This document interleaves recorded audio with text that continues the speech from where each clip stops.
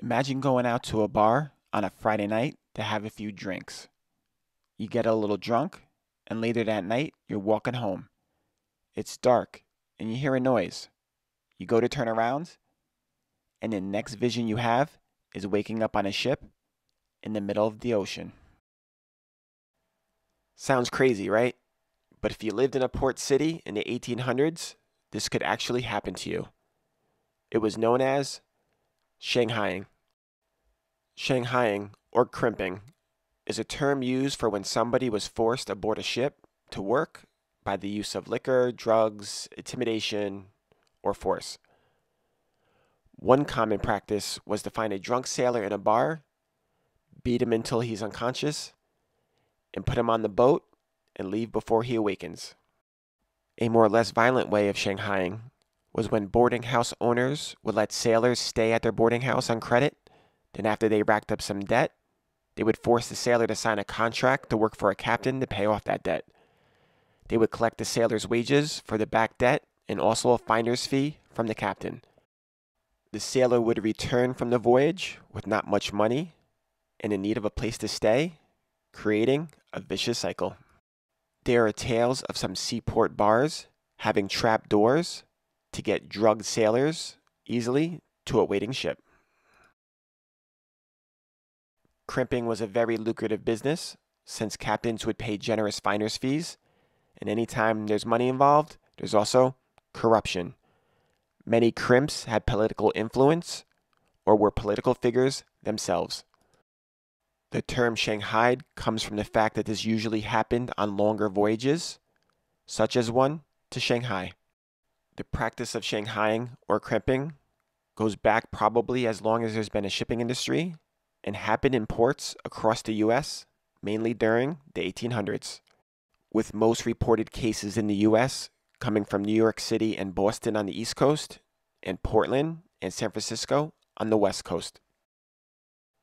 So why did this crazy practice of Shanghaiing even exist in the United States during the 1800s? First, it was very hard to find sailors to go on these long and tough voyages, especially during the California and Alaskan gold rushes.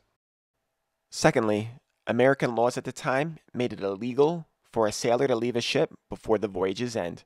The penalty was imprisonment.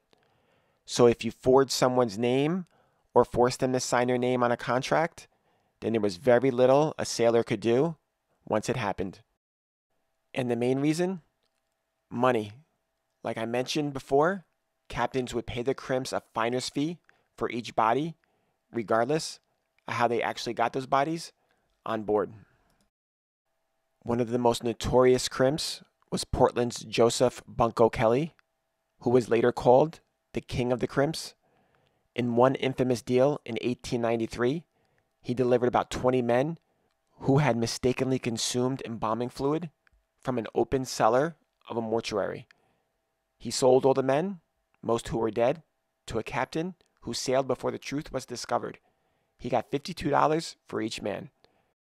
By his own account, Bunko shanghaied about 2,000 people during his 15-year crimping career. Some of these victims would disappear for months without their families knowing what happened or where they were. Upon returning, the victims at the time didn't have much recourse, so they just went about their regular lives. As we moved into the late 1800s and early 1900s, laws were passed to better protect the seamen and make it harder to get shanghaied. Like a sailor had to sign on to a ship in the presence of a federal shipping commissioner to ensure the sailor wasn't forcibly signed by a crimp. There were crackdowns on sailor boarding houses, and the widespread adoption of steam-powered vessels lessened the need for labor. And finally, in 1915, with the passage of the Seamen's Act, which made crimping or Shanghaiing a federal crime. Finally, people who lived in port cities could go out at night and not have to worry about waking up on a ship in the middle of the ocean. Thanks for watching. Hope you enjoyed it. Please subscribe for more fun videos. Take care.